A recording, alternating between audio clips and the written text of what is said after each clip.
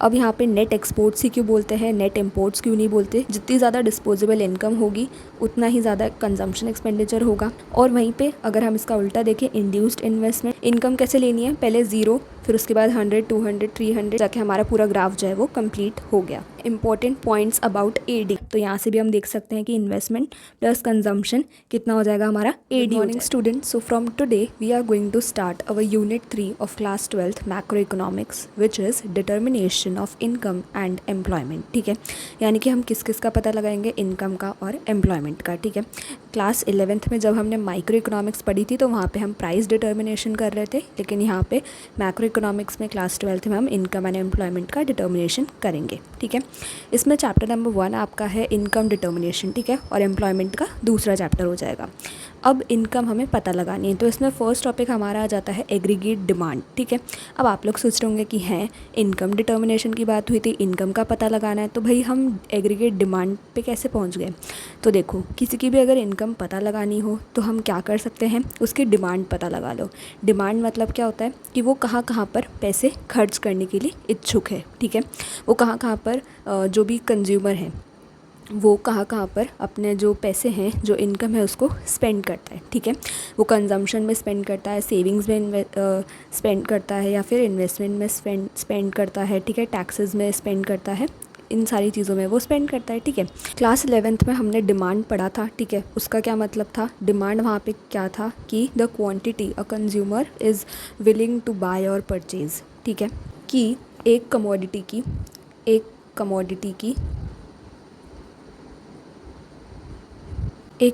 की कितनी क्वांटिटी चाहिए और कितनी प्राइस पे चाहिए। तो एक कमोडिटी की कितनी क्वांटिटी कितनी प्राइस पे चाहिए, and the consumer is willing to buy and able to buy. ठीक है, एक तो वो इच्छुक है बाय करने के लिए और एक वो एबल भी है, ठीक है, सक्षम भी है बाय करने के लिए वो कमोडिटी या फिर गुड। ठीक है, अब वही डिमांड को हम एग्रीगेट लेवल पे ले जाएंगे। ठीक है, 11th में तो हम किसकी बात कर रहे थे, एक पर्टिकुलर इंडिविजुअल की बात कर रहे थे, लेकिन यहाँ पे हम एग्रीगेट लेवल पे बात करेंगे, यानी कि ब्रॉडर लेवल पे बात करेंगे, पूरे कंट्री के लेवल पे बात करेंगे। ठीक है, सो एग्रीगेट डिमांड को हम क्या बोलेंगे, एग्रीगेट एक्सपेंडिचर भी बोल सकते हैं। ठीक है, कि कहाँ कहाँ पे जो हमारा कंज्यूमर है वो एक्सपेंडिचर करना चाहेगा। अब यहाँ पे कंज्यूमर से हमारा क्या मतलब हो जाएगा कि पूरी कंट्री में जितने भी लोग हैं, जैसे कि जो भी हमारे 4 सेक्टर्स हैं, कौन कौन से होते हैं, house holds, firms, government and rest of the world. ठीक है, तो यहाँ पे उन सब का हम एग्रीगेट ले लेंगे। ठीक है, एवरेज जिसको हम बोलते हैं।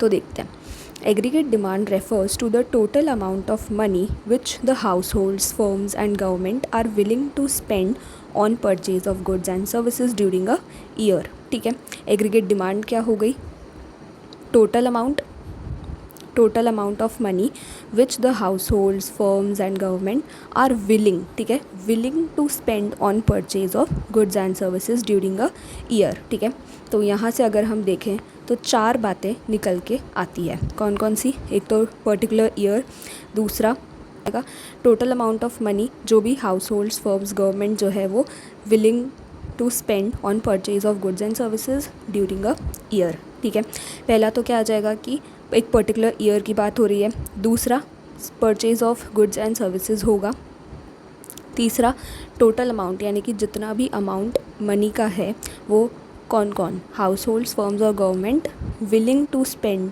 ठीक है, इच्छुक हैं स्पेंड करने के किस चीज़ पे, purchase of goods and services. ठीक है, total demand for final goods and services during a year in an economy. ठीक है, अगर एकदम शॉर्ट में बोले तो क्या हो जाएगा, total demand for final goods and services. ठीक है, फाइनल गुड्स एंड सर्विसेज याद रखना, नेशनल इनकम में भी हमने पढ़ा था कि फाइनल गुड्स को ही इंक्लूड करेंगे और एग्रीगेट डिमांड में भी हम फाइनल गुड्स को ही लेंगे। ठीक है, सो टोटल डिमांड यहाँ पे क्या है, एग्रीगेट डिमांड नाम से ही पता चल रहा है, तो टोटल डिमांड हो जाएगा। ठीक है, so total demand for final goods and services during a year in an economy. Final goods and services की डिमांड एक पर्टिकुलर ईयर में, एक इकोनॉमी में या फिर कंट्री में, उसको हम क्या बोलेंगे, एग्रीगेट डिमांड। ठीक है, अब बहुत से लोग कंफ्यूज हो रहे होंगे कि मार्केट डिमांड और एग्रीगेट डिमांड सेम है क्या? तो नहीं, सेम नहीं है।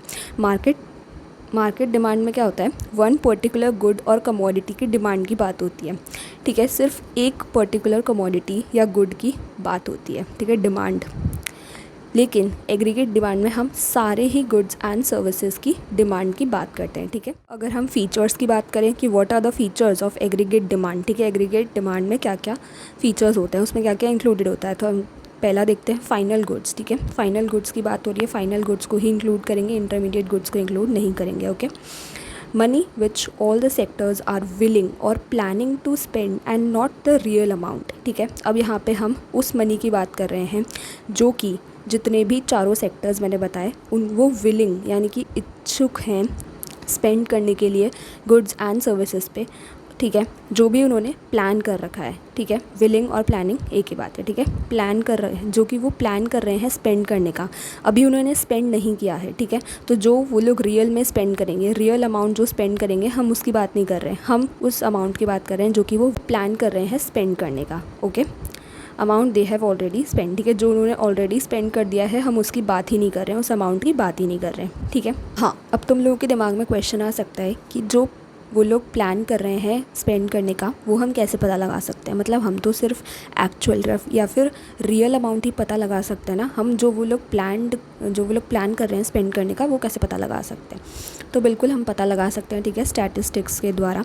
और हम ये पता क्यों लगा रहे हैं, ठीक है, क्यों पता लगा रहे हैं, हमें तो रियल से मतलब होना चाहिए ना, हम ये जो प्लान स्पेंडिंग है वो क्यों पता लगा रहे हैं।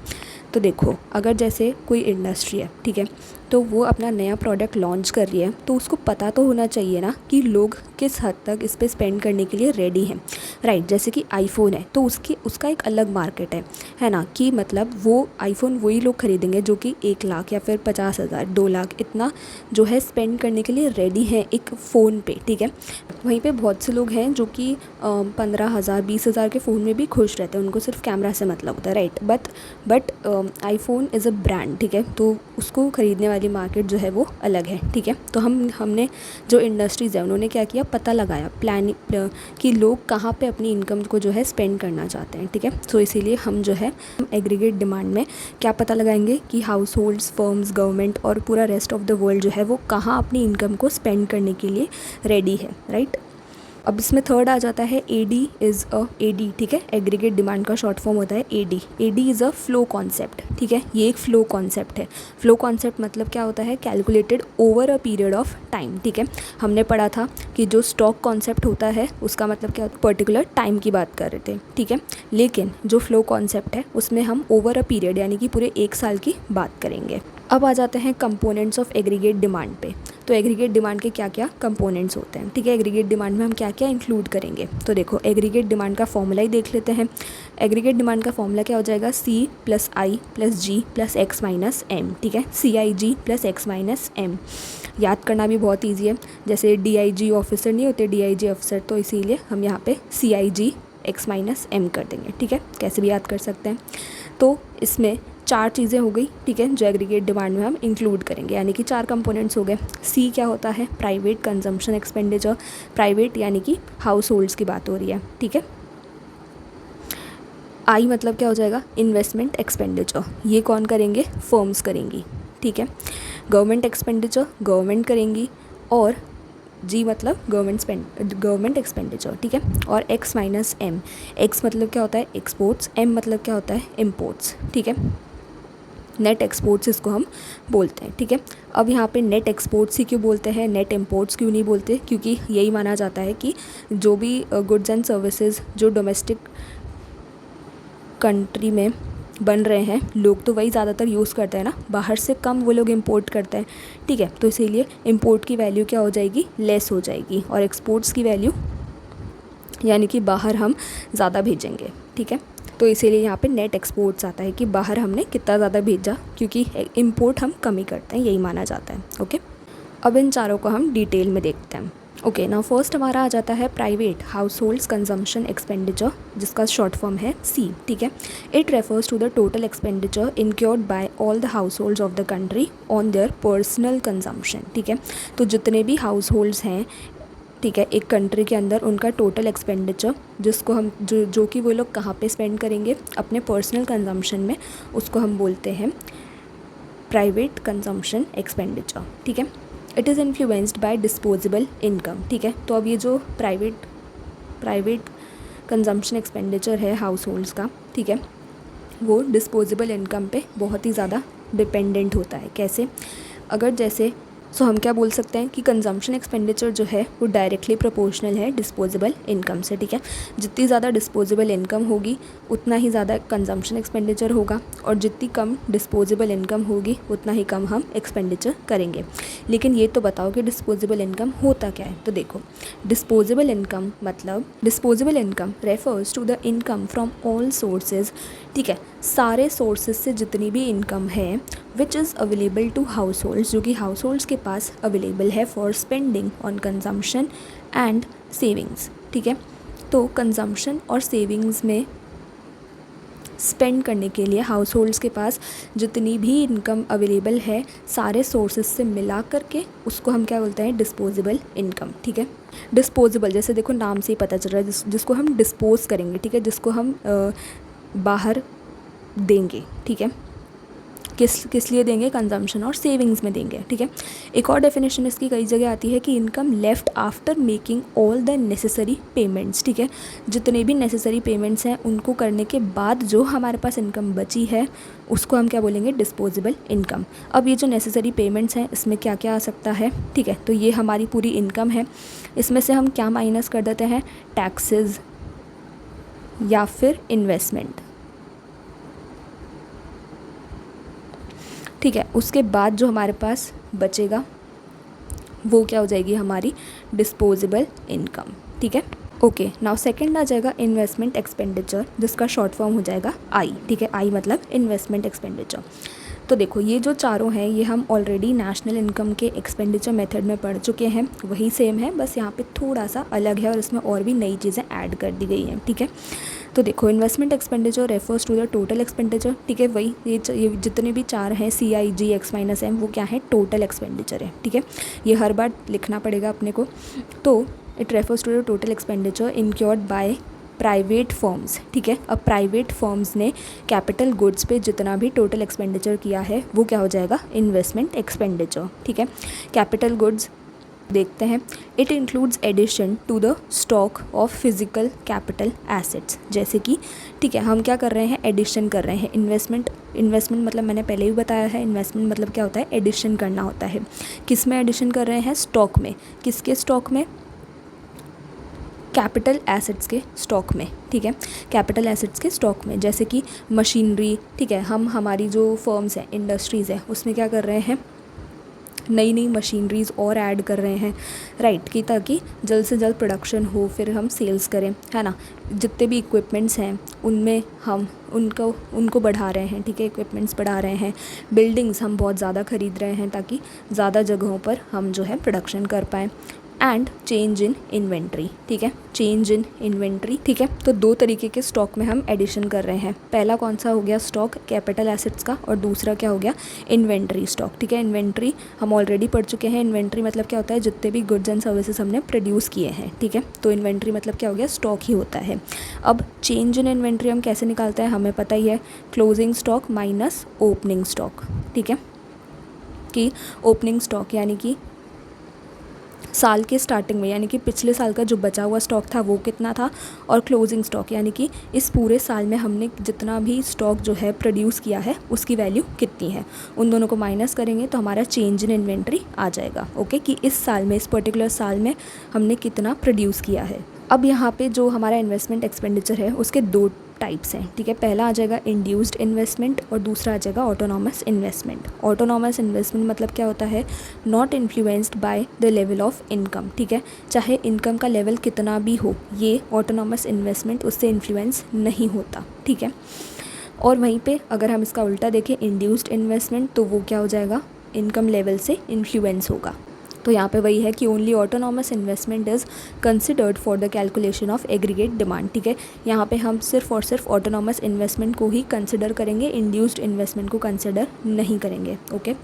ये दोनों जो हैं हम बाद में ऑलरेडी हम बाद में डिटेल में पढ़ेंगे, पर यहाँ पे मैं शॉर्ट में बता देती हूँ कि ऑटोनॉमस इन्वेस्टमेंट जो है वो गवर्नमेंट करती है, ठीक, इनकम लेवल पे डिपेंडेंट नहीं होती है ऑटोनॉमस इन्वेस्टमेंट।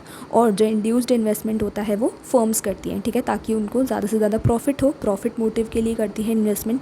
कि फर्म्स देखती हैं कि अरे लेवल बढ़ रहा है इनकम का, तो हम क्या करते हैं और नई बिल्डिंग ख़रीद लेते हैं, ठीक है, और प्रोडक्शन करते हैं, ये सब। और गवर्नमेंट क्या करती है, गवर्नमेंट को तो प्रॉफिट से कोई मतलब नहीं होता, ठीक है, तो इसीलिए वो ऑटोनॉमस इन्वेस्टमेंट में आता है। नाउ थर्ड हमारा आ जाएगा गवर्नमेंट एक्सपेंडिचर, जिसका शॉर्ट फॉर्म है जी, ठीक है। It refers to the total expenditure, फिर से वही total expenditure incurred by government on consumer goods and capital goods, ठीक है। तो जितना भी टोटल एक्सपेंडिचर है जो गवर्नमेंट कर रही है, किस किस पे, कैपिटल गुड्स पे और कंज्यूमर गुड्स पे, ठीक है, to satisfy the common needs या फिर कलेक्टिव वांट्स या फिर नीड्स ऑफ द कंट्री, ठीक है।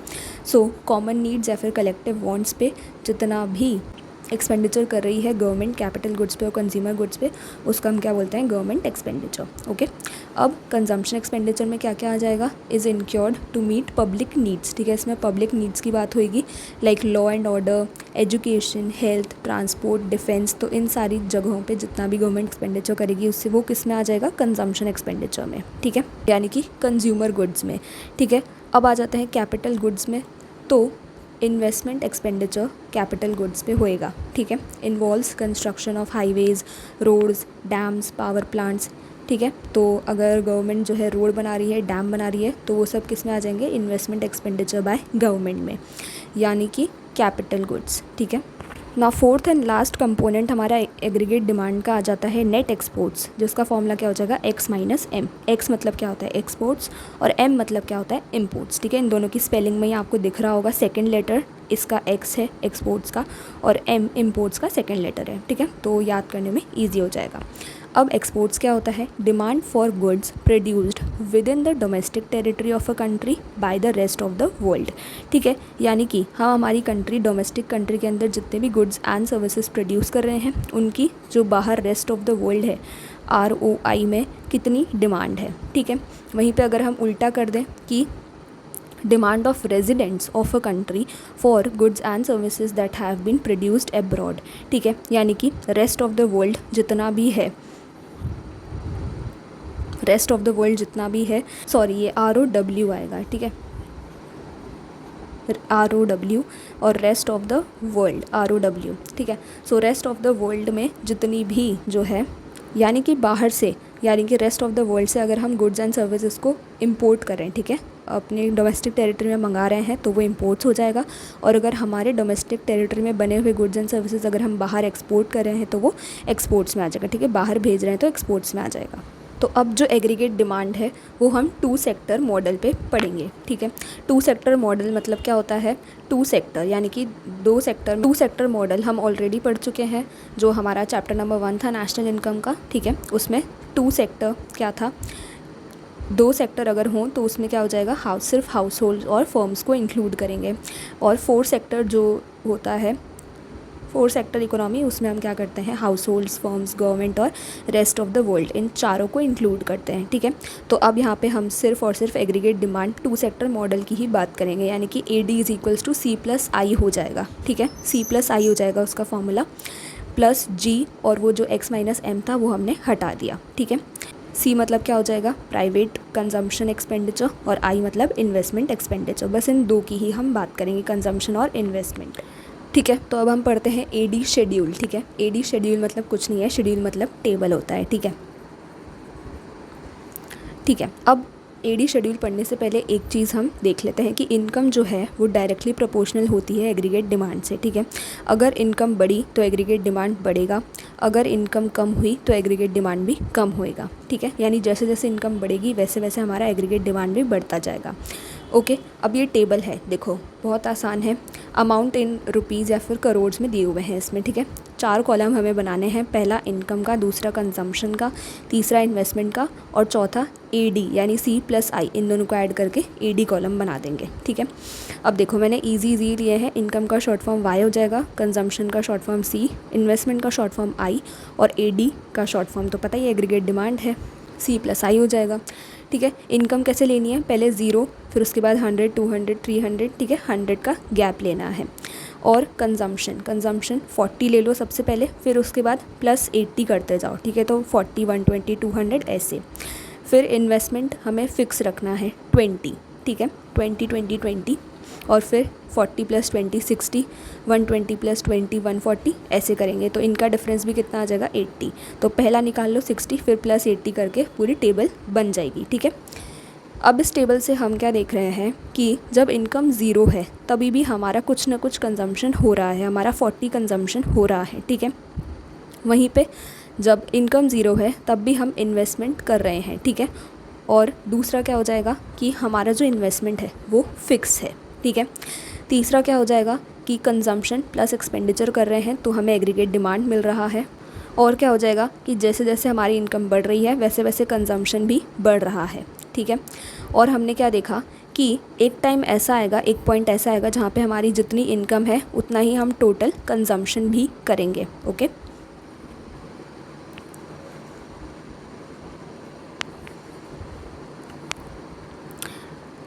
अब एक और बात समझ लो कि एग्रीगेट डिमांड शेड्यूल हमने कैसे बनाया, consumption demand schedule plus investment demand schedule को ऐड करके। ठीक है, वैसे ही जैसे हमने एग्रीगेट डिमांड शेड्यूल बनाया, अब सेम टू सेम वैसे ही हम एग्रीगेट डिमांड कर्व पढ़ते हैं।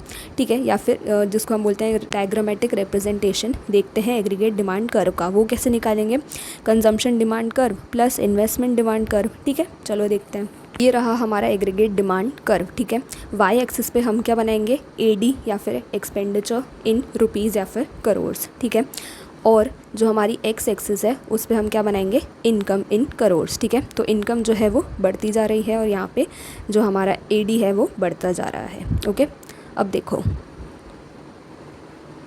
सबसे पहले रेड लाइन से तुम्हें दिख रहा होगा इन्वेस्टमेंट का ग्राफ मैंने बना दिया है। ठीक है, इन्वेस्टमेंट की लाइन बना दी है। ठीक है, 20 पे 0 to 20। ठीक है, सो हम 20 40 ऐसे 20 का गैप ले रहे हैं। ओके, अब 20 पे हमने देखा था हमारी टेबल में कि इन्वेस्टमेंट कितना था, 20 20 20 ही था। ठीक है, फिर चाहे इनकम और कंजम्पशन चेंज हो रहे हो, हमने इन्वेस्टमेंट को जो है फिक्स रखा था 20 पे। ठीक है, तो ये जो लाइन है ये भी क्या हो जाएगी, पैरेलल हो जाएगी इनकम वाली लाइन से, या फिर एक्स एक्सिस से पैरेलल है कौन, इन्वेस्टमेंट कर्व। ठीक है, ओके, इसको 20 हमने नाम दे दिया R। ठीक है, अब हम आ जाते हैं कंजम्पशन कर्व पे। ठीक है, तो हमने देखा कि कंजम्पशन कर्व जो है वो 40 से स्टार्ट हो रहा था, है ना।